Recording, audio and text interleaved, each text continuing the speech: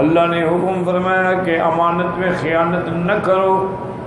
ایک تو امانت میں خیانت کا معنی ہوتا ہے کسی نے کوئی چیز امانت رکھی، آپ نے خیانت کی۔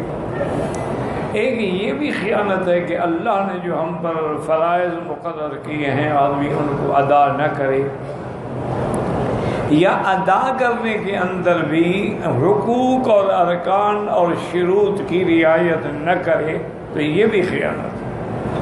تو اسی پہ مفسر رحمۃ اللہ علیہ فرماتے ہیں کہ امانت سے مراد وہ اعمال ہیں جو اللہ نے بندوں پر فرض فرمائے ہیں، گویا اللہ کی امانت ہے۔ لا تخونوا ای لا تنقصوها، اللہ کے وہ فرائض جو ہیں ان کو نقص پیدا نہ کرو۔ کیا معنی ہے کہ نماز تو پڑھ رہا ہے لیکن ٹکرے مار رہا، نہ سجود کامل ہے، نہ رکوع کامل ہے، نہ قیام کامل ہے، تو یہ بھی خیانت ہے کہ اللہ تبارک و تعالیٰ کی نماز کو ان کے حقوق، ان کے شروط، ان کے ارکان کے مطابق ادا کرنا چاہیے۔ حتیٰ کہ ایک حدیث مبارک میں ہے کہ حضور صلی اللہ علیہ وسلم کی خدمت میں ایک صحابی نے آ کے سلام کیے، تو وہ نماز پڑھ کے آیا، سلام کیا، آپ نے فرمایا ارجع فصلی فإنک لم تصلی، واپس جاؤ دوبارہ نماز پڑھو، تمہاری نماز نہیں ہوئی۔ وہ عربی تھا، دیہات میں رہنے والا دیہاتی آدمی تھا، اس نے دوبارہ جا کے نماز پڑھی، پھر حاضر ہوا، ارجع فصلی فإنک لم تصلی، تمہاری نماز نہیں ہوئی، پھر پڑھو۔ اس نے پھر پڑھی، یعنی 3 دفعہ حضور نے فرمایا تمہاری نماز ارجع فإنک لم تصلی، گویا کہ تم نے نماز پڑھی ہی نہیں۔ تو چوتھی دفعہ پہ اس نے عرض کیا کہ یا رسول اللہ، میں تو اسی طرح جانتا ہوں، تو میں جتنی دفعہ بھی پڑھوں گا ایسے ہی پڑھوں گا۔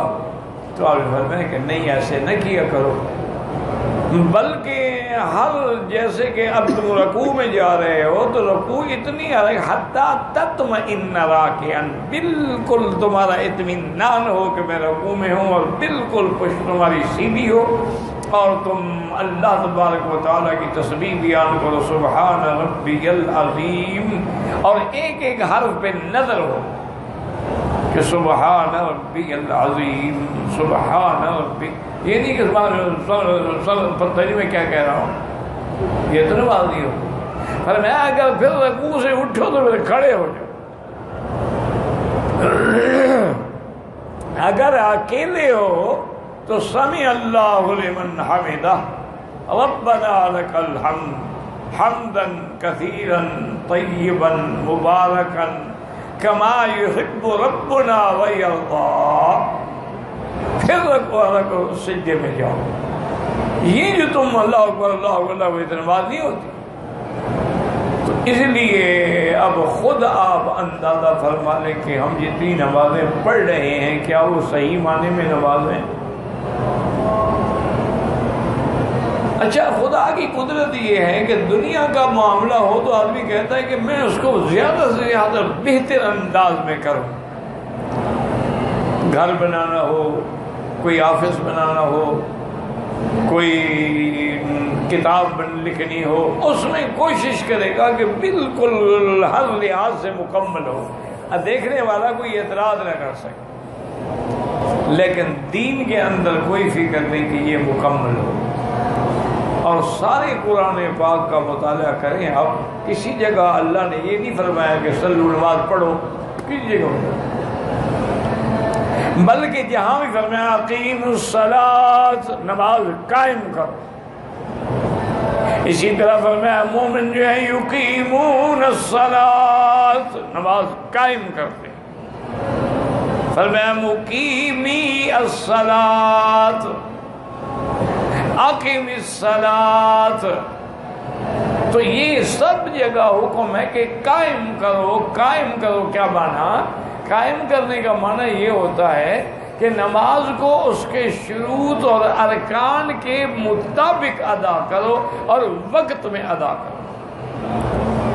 اگر کسی آدمی نے مثلا سورج غروب ہو رہا ہے نماز پڑھنی تو نہیں ہوگی، اب حالانکہ نماز تو اس نے پڑھی ہے، طلوع شمس ہو رہا ہے اور نماز پڑھی تو نہیں ہوگی، کیونکہ وقت نہیں ہے۔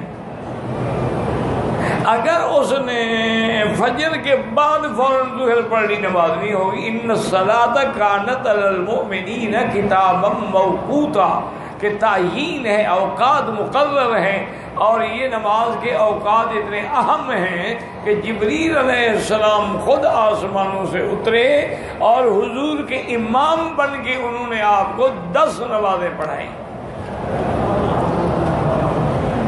5 نمازیں اول وقت میں پڑھائیں اور 5 نمازیں آخر وقت میں پڑھائیں۔ جیسے کہ یہاں عرب میں یہ ہر نماز اول وقت میں پڑھتے ہیں، اور ہمارے ملکوں میں احناف جو ہیں وہ ہر نماز آخر وقت میں پڑھتے ہیں۔ تو یہ اول بھی ثابت ہے، آخر بھی ثابت ہے، اور درمیان میں بھی وہی وقت ہوتا ہے نماز کا۔ دونوں حدیثوں میں موجود ہے، کسی پر اعتراض کرنے کی ضرورت نہیں ہے۔ تو یعنی نماز اتنی اہم ہے کہ ویسے جبریل بتا دیتے کہ نہیں، نماز پڑھ کے دکھلائی۔ اور اسی سے علماء نے مسئلہ استنباط کیا کہ تعلیم الاکابر عن الاصاغر، کہ بڑے چھوٹے سے پڑھیں۔ کیوں؟ اب حضور بڑے ہیں، جبریل تو ان کا خادم ہے، لیکن دین سیکھنے کے لیے بڑا چھوٹے سے بھی دین سیکھ سکتا، کہ جبریل امام بنے اور حضور پاک مقتدی بنے، ورنہ حضور تو امام الانبیاء ہے۔ اس کو کہتے ہیں تعلیم الاکابر عن الاصاغر، کہ بڑے بھی کبھی چھوٹے سے تعلیم حاصل کر لیتے ہیں۔ تو اس لیے ہمیشہ یاد رکھیں کہ یہ بھی خیانت ہے جو ہم نماز میں کرتے ہیں۔ اچھا، بہت سارے میرے بزرگ، میرے بھائی، اللہ پاک ہمیں بھی انہیں بھی ہدایت دے، یعنی میں تو حیران ہوتا ہوں، کبھی تو کوئی آدمی یوں کر کے نماز شروع کرے، یعنی دونوں ہاتھ کان کے اوپر رکھے ہوئے، اچھا کبھی کانوں کو پکڑا ہوا ہے، کبھی کانوں سے یوں کا ہاتھ لگائے ہوئے ہیں، اچھا کوئی اور جو ماڈرن لوگ ہیں وہ کھڑے کھڑے اللہ اکبر، انا للہ و انا الیہ راجعون۔ اللہ کے بندے کچھ احساس ہی نہیں ہے کہ میں کیسے، جب نیت ہی غلط ہے تو نماز کیسے صحیح ہوگی؟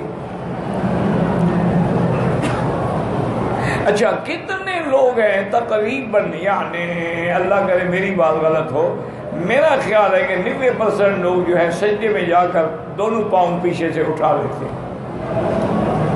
جب سجدہ کرتے ہیں تو پیچھے سے پاؤں اٹھ جاتے ہیں۔ اگر پاؤں سجدے میں اٹھ جائیں تو نماز فاسد ہو جاتی ہے،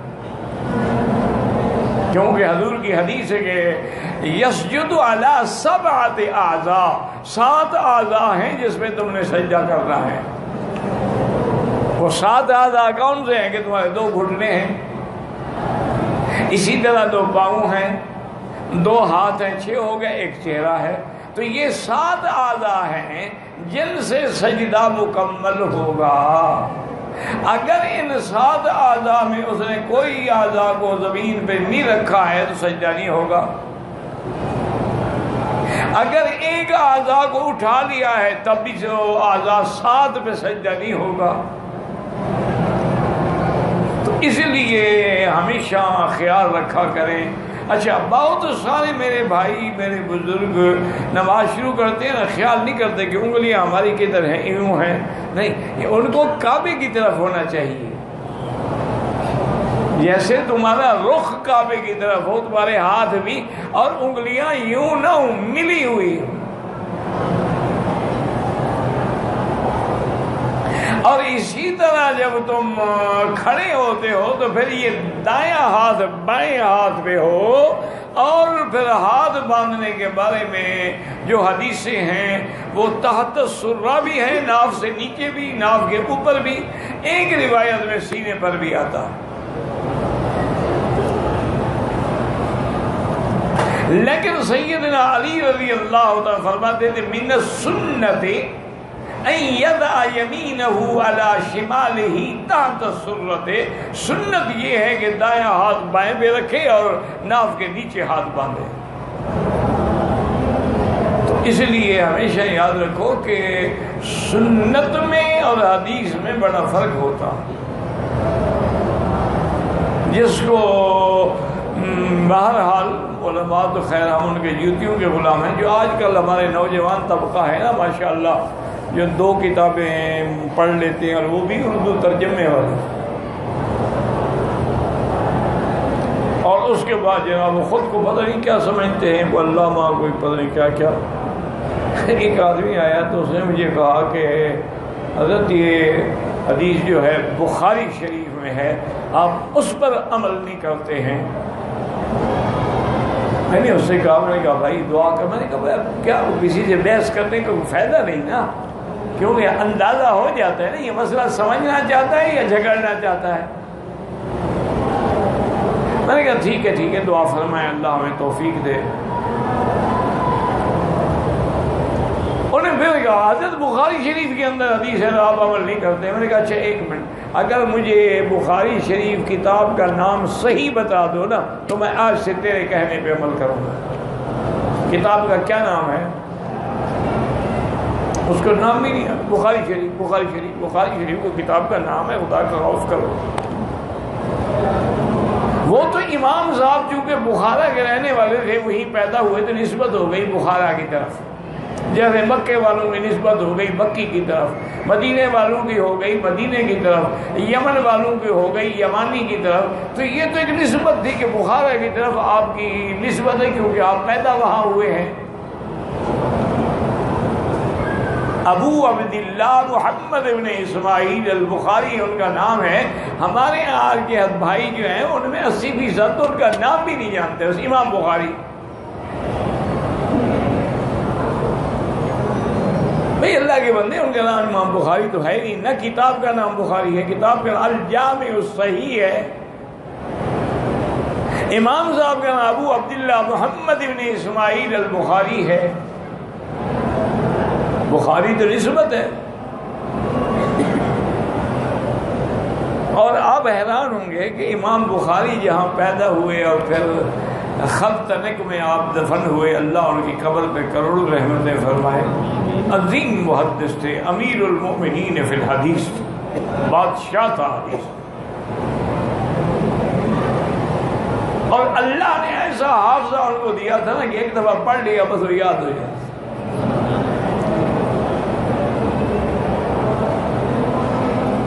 اسی لیے انہوں نے ہزاروں حدیثوں میں یہ الجامع الصحیح جو کتاب ہے اس کے لیے انہوں نے 1000 حدیثوں کا مطالعہ کرنے کے بعد یہ 6000 حدیثیں منتخب کی ہیں. اور یہ 6000 بھی متکررات ہیں. اگر متکررات کو حذف کر دیا جائے تو 6000 بھی نہیں بنتی، 4000 کے قریب جا کے بنے گی. یعنی ایک حدیث کو آپ نے کئی مقام پہ ذکر کیا ہے تو متکرر ہو گئی. حدیث تو ایک ہے. تو یہ جو ہے نا جی اللہ تعالیٰ ان کے یعنی اتنا بڑا حافظہ، جن کا حافظہ دنیا میں ضرب المثل تھا. تو میرا بھائی، میرا عرض کرنے کا مقصد یہ تھا کہ خدا کے لیے ایک چھوٹی سی نماز کی کتاب لے لو، اس کو تم 5-10 دفعہ پڑھو اور پھر پریکٹیکل طور پہ آزما. اچھا اب تو ماشاءاللہ باقاعدہ لوگوں نے نقشے بنا کے بھی کتابیں شائع کر دی ہیں کہ پاؤں کیسے رکھنا. یہ ہے کہ اگر نماز مثلا کھڑے ہو، پاؤں ادھر ہے ایک ادھر ہے، نماز تو نہیں ہوگی.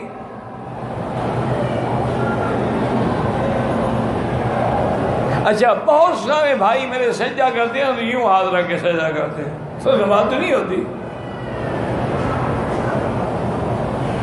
اچھا اگر تشہد میں بیٹھے ہو اور تمہارے ہاتھ لٹک رہے ہیں تو نماز تو مکروہ ہو گئی.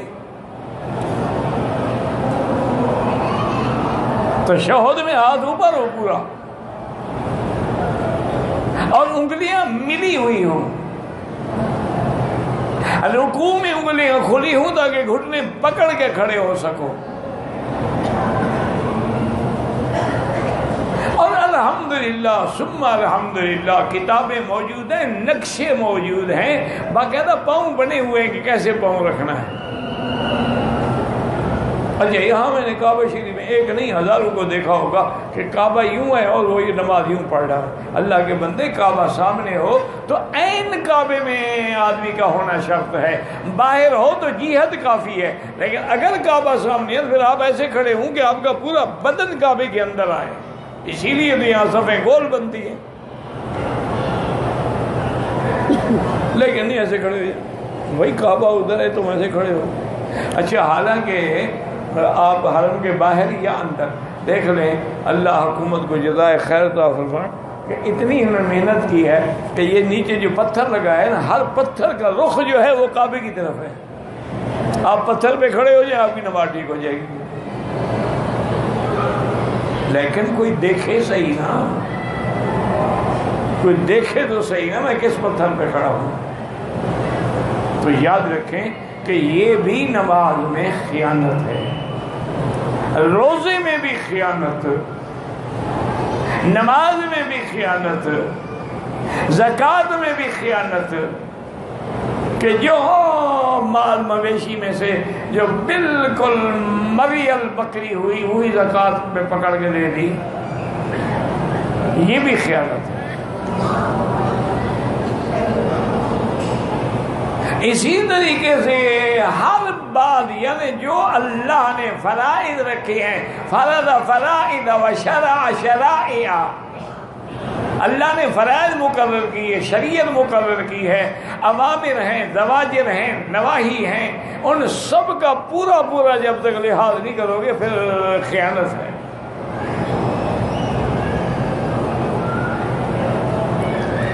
اسی طرح اللہ نے حکم دیا ان اللہ یامرکم بالعدل والاحسان، اسی طرح حکم ہے ان تؤدوا الامانات الی اہلہا،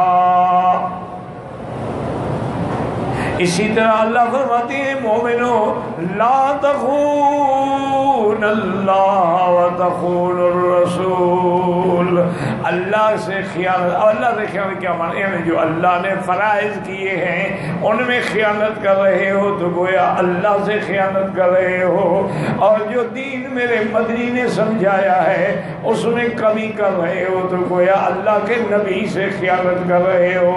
اسی طرح اگر احباب کے امانات ہیں ان میں بھی خیانت نہ کرو، مال میں بھی خیانت نہ کرو، اور علماء نے لکھا المجالس بالامانات، اگر ایک مجلس میں بیٹھے ہو چند دوست باتیں کر رہے ہو تو وہ بات مجلس کی باہر نہیں کر سکتے ہو، یہ بھی خیانت ہے جب تک وہ بندہ اجازت نہ دے۔